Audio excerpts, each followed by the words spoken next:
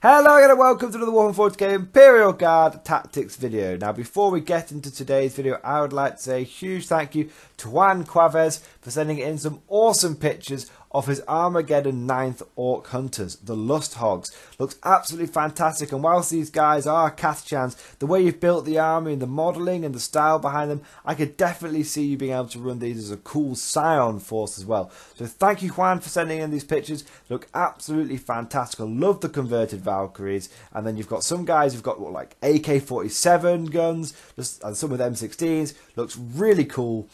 If anyone else has got any pictures they want me to use in my videos, please post them on my Facebook page. There will be a link down in the description below. And for those of you that have already sent some pictures in and I haven't used them yet, I simply just have quite a large backlog, but I'm going to be churning out the content over these next few weeks, so hopefully I'll get to your pictures soon. So without further ado, let's get into today's video. And we're going to be continuing our series on the Militarum Tempestus. Now, in the previous video in the series, we talked about a general introduction to the faction, some history, how the models have evolved, how the faction in general has gone from being part of the Guard to now it's sort of own standalone thing. That was all sort of fluff and history and general things. What we're going to be talking about today is the tactics, general principles that you want to keep in mind when you are building your Scion force. Okay, these are some generic do's and don'ts. Once we've got this foundation laid, so you understand the faction, what you're getting into, you understand how they play in a general sense. Once we've done that and you've understood it, we can then in the next few videos of the series get into the specifics of each regiment and how to build around that, how to tweak things slightly. So we're going to talk about general principles today. And if you like the sound of these, then continue with the rest of the series because we're going to get into the real nitty-gritty. Okay. Now, for those of you that have been following my channel for a while, you'll already know some of these principles. But for those of you that are new to 40k in general, or new to Scions, you sort of had your eye on them. You maybe got Marines, maybe you've got regular Guard, and you want to get into something a bit different. Then this is the faction for you, basically. And this is the video that you're going to want to watch to get an idea if this faction is what you want it to be. So, are the Scions an elite force? Answer, yes. Are they hyper elite, like Grey Knights and Custodes? Answer is no. Okay, they sit somewhere in between those two factions. I would say in terms of eliteness, they are on par with Marines.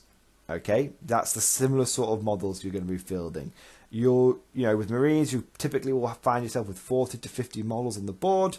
Scions do the same thing. Now, you might be saying, well, that's a bit weird, isn't it? Because if I can get 40 to 50 Marines, and I'm only going to be getting 40 to 50 Scions, you know, surely Marines are better than Scions. Well, no, not necessarily. I mean, Scions do some things that Marines are quite envious of. Okay. But you get an idea now, this isn't really a horde faction. If you try and run them as a horde, you're really going to struggle.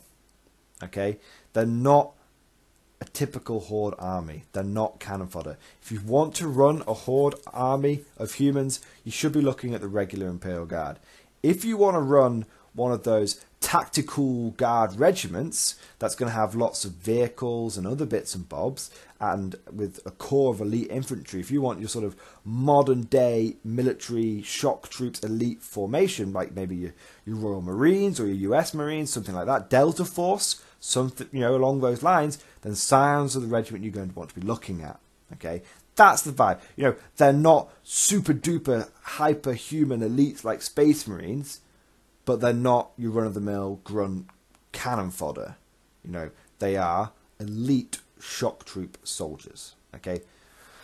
Now, it's a couple of things you want to... So now you've got an idea for how the army sort of generally plays. You know, it's an elite shock troop force. Let's delve down into a little bit more of those core principles.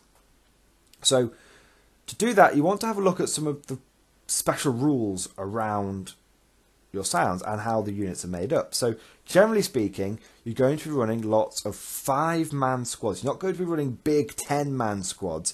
You're going to be looking at 5-man squads. That's your core unit that you want to be focusing on. Now your basic Scion, in fact every infantry unit in your Scion army comes with the ability to deep strike. Okay, essentially to deploy from reserves. So you don't have to start with your whole army on the board. You can, in fact, start with half your army off the board. You can just deep strike it all. The thing is to be careful with deep strike. Okay, this is the first thing I want to look at. Just because your whole army can deep strike, and just because you can put half of it in reserve, doesn't necessarily mean you want to. Okay, because if you overcommit to reserves with Scions, you're going to struggle in a couple of areas. Okay, the first one is you're going to struggle to achieve an alpha strike, or essentially to get first blood. Most games of 40k that you play will be general rulebook ones. Yes, there is ITC, we'll get into that later, but generally speaking, the majority of players will be playing rulebook missions, or chapter approved missions, but we're talking Games Workshop missions. In all of those missions, you have the ability to score a point called First Blood, where if you kill a unit in your first turn, you get a point. You get a victory point. Now, I can't tell you the number of games which have come down to what would have been a draw, but some player got First Blood and some player didn't. It's actually quite high. Okay. And as Scions, if you overcommit to deep strike, what you'll find is you're actually going to really struggle to have enough forces on the board to implement at least enough firepower to get First Blood.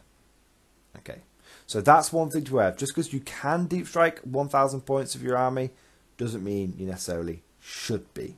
Okay. Second thing is, like I said, you're going to be focusing on 5-man squads. Okay, not big 10-man squads. What does this mean? It means inherently your units are fragile.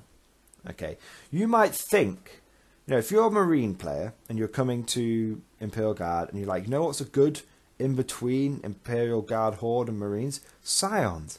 You might look at a Scion and go, wow, he's got a 4+ save. That's really good. That's only slightly worse than my Marines. If I start putting that guy in cover, suddenly he's got a 3 up. Am I right? No. I mean, from a technical gameplay point, of course you're right. But Scions are not durable.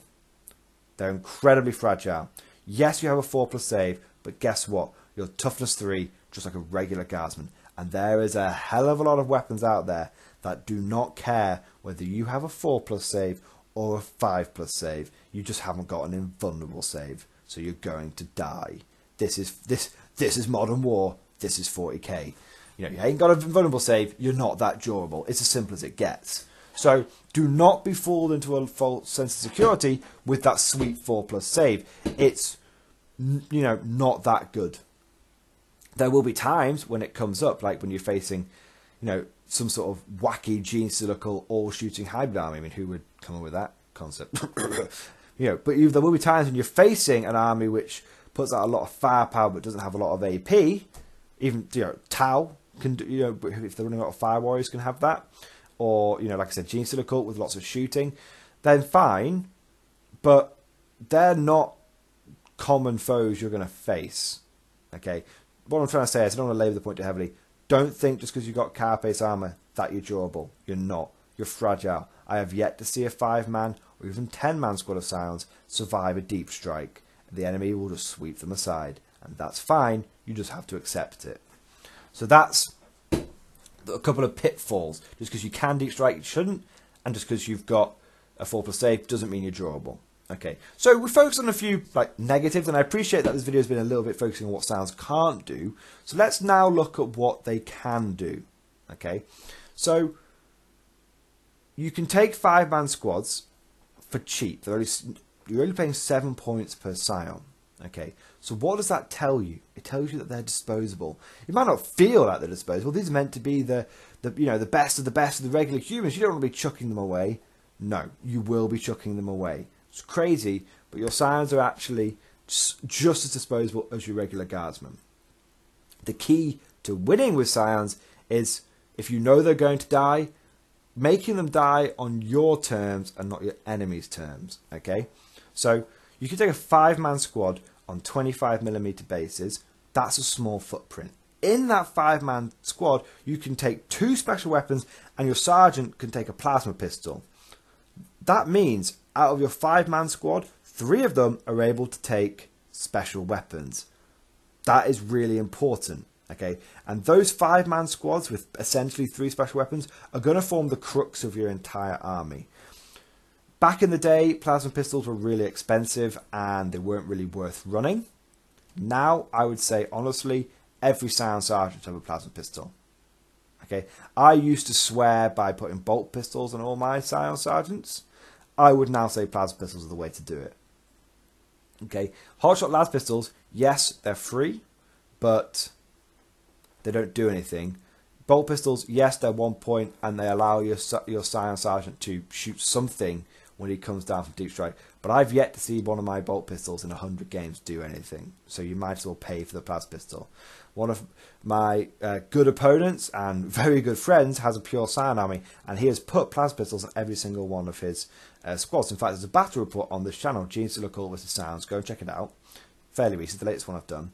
And he has plasma pistols in every single squad, and it makes a huge difference. You're basically upping the deep striking plasma capability of one of your squads by about 16%. Okay, roughly. Because you've got 2 plasma guns, they've got 4 shots each, they've got 2 shots each, and your plasma pistol adds another shot. So you're upping it by 20%, sorry, upping your shots by 20%. So, not getting too much into specifics, we'll go into loadouts and stuff in another video, but my point is you're running 5-man squads which have got a small footprint which will put out an insane amount of firepower, but they are disposable. Don't forget that. And the way to look at your Scions is almost like one-shot weapons. You know, like, you know, your hunter-killer missiles, or, well, pretty much hunter-killer missiles these days, but there are some one-shot weapons out there. Those are the weapons that you fire once, and if they do their job and they kill something, great, you don't worry about it afterwards. They're a disposable one-shot weapon. Scion squads are like that too. Okay. Some other things you want to take into account is that Scions have access to, whilst one of the most expensive, one of the best transports in the game, which is the Taurox Prime. Whilst your Scions will be doing a lot of dying and will be doing a lot of dropping in and plasmaing things to death, generally speaking, your Taurox Primes will be acting as gunboats. Now, they are not durable by any stretch of the imagination. You know, it's a toughness 6 vehicle with 10 wounds and a 3+ save. And for that, you're going to be paying the price of basically a Lehman Russ. So, you know, it's not super durable. But it does pump out an incredible amount of firepower for its size. And again, it's got a small footprint, so you can easily take advantage of cover, increasing your durability just enough. That's what you've got to remember, Scions. Whilst you're not durable, you want to make sure your enemy does put as many shots as possible to wipe out your units. You don't want them to easily sweep you to one side. You want it to be a little bit of effort on their part. So your Taurox Primes, absolutely fantastic. Don't see your Taurox Primes as only a form of transportation. Okay, your Taurox Primes are way more than that. They're actually, in many ways, your primary firepower, your consistent firepower that's going to be churning out every single turn. Whilst your Scion squads will be dropping down or jumping out of transports and delivering a short, sharp blow, to the enemy, your Tauroxes will be consistently pumping out the damage, and it's very important to be aware of those 2 factors, because the Taurox Primes on their own don't have a high enough damage output to grind the enemy down like regular Imperial Guard, and your Scions on their own don't have the weight of firepower to deal with like big hordes. But combine the two parts of your army, and you've got something very beautiful. You've got the Taurox Primes, which are able to bring quantity of firepower with a smidge of quality, and you're able to use your Scions to bring quality firepower exactly where you need it, when you need it. combine those two things, and you've got a solid force, which is incredible considering you only get access to basically 3 units in the whole, the whole army: Scions, Torx Primes, and Valkyries. Now, Valkyries are a really interesting one, and I'm not going to go into them too much now, but you definitely want to be thinking about having a couple of Valkyries, okay? Because they are pretty much the same price as the Torx Prime these days, but way more durable, but way less firepower. But there are some ways to really get the most out of Valkyries. And whilst Valkyries are not necessarily not specifically a Militarum Tempestus unit, they're used so synonymously with Militarum Tempestus, they might as well be. So those are the 3 units you want to build the core of your army on. So you've got your core principles. You're not super durable, you're not Marines, but you're not a horde army. You're an elite-ish army that can deliver firepower where it needs. It's got these 2 halves. You've got your Valkyries. You want to keep them as like essentially a mobile reserve. You're now getting a sense of how this faction works. You've got elite shock infantry with light transports with some pretty good air support. Now, it plays a lot like, I guess, modern day special forces kind of things. Not the sledgehammer of the regular military, but like a lightweight force with great firepower, which is able to complete missions speedily and quickly. That's what Scions represent. So there's some of the general principles you're going to want to get into. Now, I know there's going to be a lot of people out there saying you've not covered this, you've not covered that. Don't worry, it will all be covered in minute detail in all the videos. But what I'm getting across here is introducing some of the units, how they perform, how Scions perform in general, and what you're going to want to be keeping in the back of your mind when you're selecting units to build. I mean, that's really what you're going to be using this initial video for. Like, do I want Torxes? Do I want infantry? Do I want Valkyries? The answer is you want a good amount of all 3 of those elements. Okay. One thing I would say to focus on, if you want to collect a foot horde of Scions, it just doesn't work. It just genuinely, they are and one principle, if there's one thing that you take away from this video, if you're thinking about how you want to start playing your Scions, how do you build the army, any Scion which is exposed is going to die. The moment they get out of those transports, they're going to die. The moment they turn after their deep strike in, they're going to die. Okay, so be aware of that. Okay, and it's very important for Scions not to jump out of the transport too early. Okay, not to deep strike in too early. Okay, now there are a few. So we talked about some of the strengths of the faction, the fact that you can deep strike in, the fact that you can get a lot of firepower in a small package. That's the general theme with Scions. Lots of firepower, small package. There are some inherent weaknesses of the army. Okay, so some inherent weaknesses, some inherent strengths. One of the biggest weaknesses you're going to have to overcome with Scions is we're going to touch on this a bit more, is you're going to have to learn how to clear screens effectively. Because you're a shooty deep strike army, you can get away with it a little bit more than a shooty close combat army, but people are still going to screen you out, which means you're not going to be able to deep strike where you want. And for an army that relies upon being precise, that can be a big problem.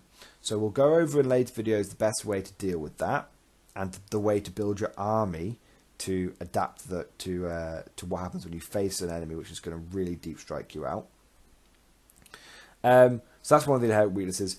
And one of the other inherent weaknesses of the army is you do have a very limited unit selection. I touched on this before. I won't labour the point too much, but you have a very limited unit selection, which means your tactics can be a little bit limited, and the army does play in a certain way, and it is not as super flexible.